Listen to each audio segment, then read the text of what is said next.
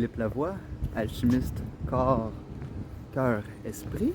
Excusez-moi, je regarde un peu partout parce que ça serait pas une bonne idée de se faire écraser sur le chemin de son entraînement personnel.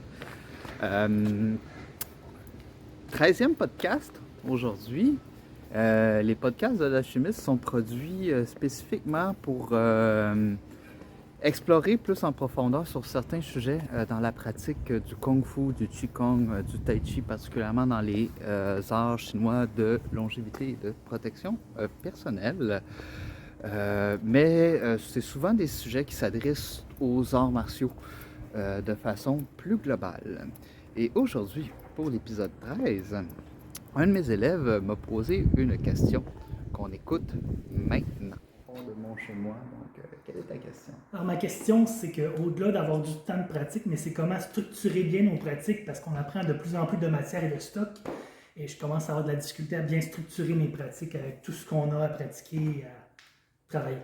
Ben voyons, il y a juste du conditionnement, du stretching, des formes, des sets de pratique pour le combat et du combat libre.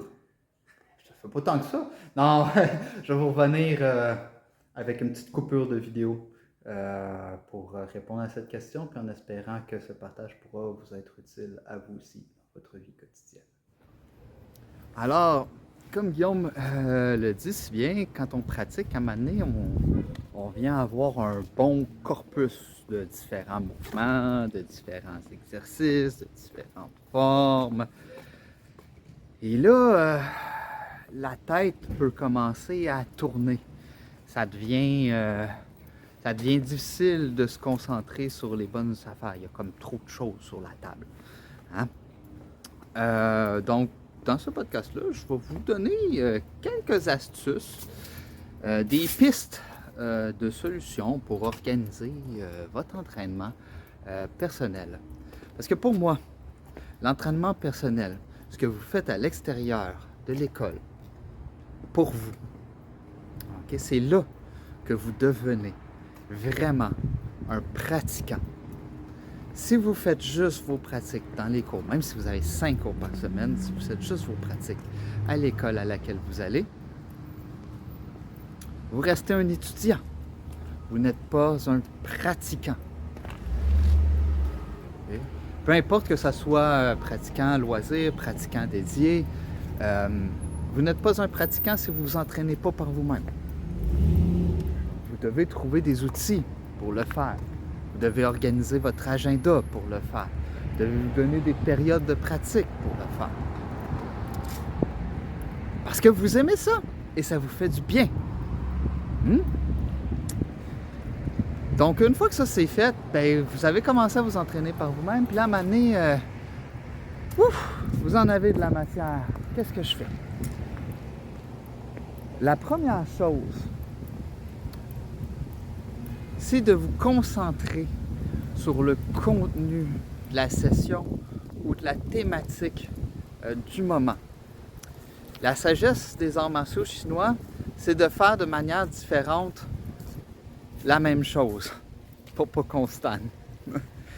Et c'est mon opinion personnelle. On a vraiment une panoplie d'exercices, mais qui finalement vont travailler un cœur de principe. Hein? Puis, si on devient bon dans un de ces types de pratiques-là, ben, tout le reste va suivre. Par exemple, j'ai arrêté de pratiquer mon Baichuan pour me concentrer au Tai Chi pendant quelques années. Puis, à un moment donné, j'avais un cours privé, puis la personne voulait pratiquer le Baichuan. Et on pratiquait Xiaojia, la première forme du système. Et je l'ai montré avec un peu de gaz. J'étais rouillé. Mais c'est sorti, là, pap, pap, pap, pap, pap, pap, parce que mon Tai Chi a nourri mon Tai Chi. Okay, ce qui est le fun aussi dans le système que j'enseigne, c'est que tous nos systèmes, nos styles sont liés entre eux. Donc, ils ont un corps commun de principes et ils ont aussi des principes particuliers. Mais quand on a le cœur commun, on est déjà en business. Donc, première chose, je le répète, se concentrer sur la thématique de la session. Si vous avez des doutes sur c'est quoi, allez voir votre professeur, puis demandez-lui. OK? Fait que ça, c'est vraiment la chose la plus importante. Donc, je vous présente mon petit lieu d'entraînement. Je m'entraîne souvent ici, derrière le Centre du Rocher, qui est un organisme communautaire où il y a plein d'activités. J'ai un de mes garçons qui y va, puis il y a bien du plaisir à faire le multisport et le cirque.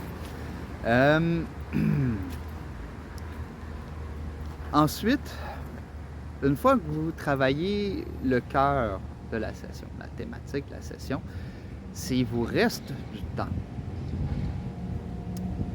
vous pouvez jouer. Jouer avec les autres thématiques des sessions, jouer avec vos autres éléments.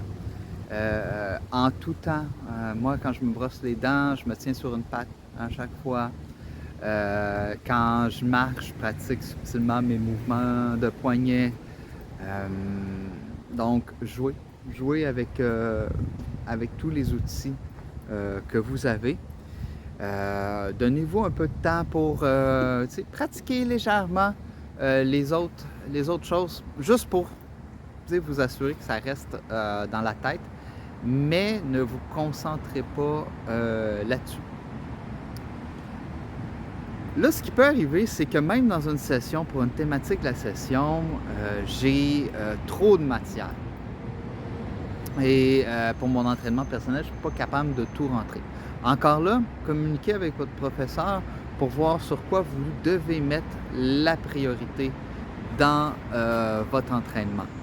Et votre professeur devrait vous connaître personnellement et devrait être à même de vous soutenir et de vous guider dans vos choix si vous en faites la demande. Donc, évidemment, si votre professeur vous donne un conseil durant la pratique, suivez-le. Suivez ses conseils. Okay? C'est vous qui en avez fait la demande. Alors, mettez-vous le pain sur la planche. En faisant ça, vous vous respectez et vous respectez votre professeur. OK. Dernier point. Okay, pour suivre les conseils de votre professeur, vous devez organiser votre temps de pratique. Vous devez vous donner votre temps de pratique. Par exemple, moi, qu'est-ce que j'attends d'un élève au minimum? C'est le minimum, c'est 2 fois 30 minutes à l'extérieur des cours, okay, pour une pratique de loisir. Ensuite, pour une pratique un peu plus poussée, 1 heure. Okay? Avec 1 heure, par exemple, en Kung Fu, j'ai le temps de faire mon conditionnement de base, mes stretching de base et pratiquer mes formes. Donc, si vous êtes capable de vous réserver 1 heure de 2 à 3 fois par semaine pour pratiquer votre conditionnement et vos formes, en Kung Fu, vous allez avancer rapidement. Okay? Si vous pouvez avoir une 3e plage de pratique, c'est idéal. Ensuite, pour quelqu'un qui veut s'entraîner plus à un niveau professionnel, 1h30. Okay? En Chine, c'était 3 périodes de 3 heures. Puis on avait de la misère à tout couvrir, qu'est-ce qu'on voulait couvrir par jour. C'est sûr, ici on n'est pas en Chine, c'est pas le même beat, mais si vous êtes capable de vous donner par exemple une demi-heure le matin, puis 1 heure le soir, vous allez vraiment avoir un entraînement complet parce qu'avec ça, vous pouvez, dans cette demi-heure-là, vous pouvez ajouter par exemple en Kung Fu, vous pouvez ajouter votre boxe si par exemple actuellement dans la session, vous travaillez les formes. Okay? Ou si vous travaillez plus la boxe, ben là, vous pouvez travailler un peu vos formes. Donc, vous avez, avec 1h30, là, il y a un bon équilibre de pratique qui commence à s'installer. Donc là-dessus, si vous aimez mes conseils, si vous aimez la chaîne, si vous voulez supporter l'école, c'est vraiment simple. On souscrit à la chaîne, on aime, on met un petit commentaire, puis parlez-moi en commentaire de qu'est-ce que vous en pensez. Avez-vous d'autres trucs, d'autres astuces? Qu'est-ce que vous faites, vous, quand vous vous sentez submergé par une quantité de savoir martial? Comment vous réussissez à maintenir l'équilibre si vous pratiquez d'autres systèmes, que ce soit le Kali, le karaté ou même un autre système de Kung Fu, le MMA? Je suis vraiment intéressé de savoir. Marquez-le en commentaire. Puis là-dessus, bon chi.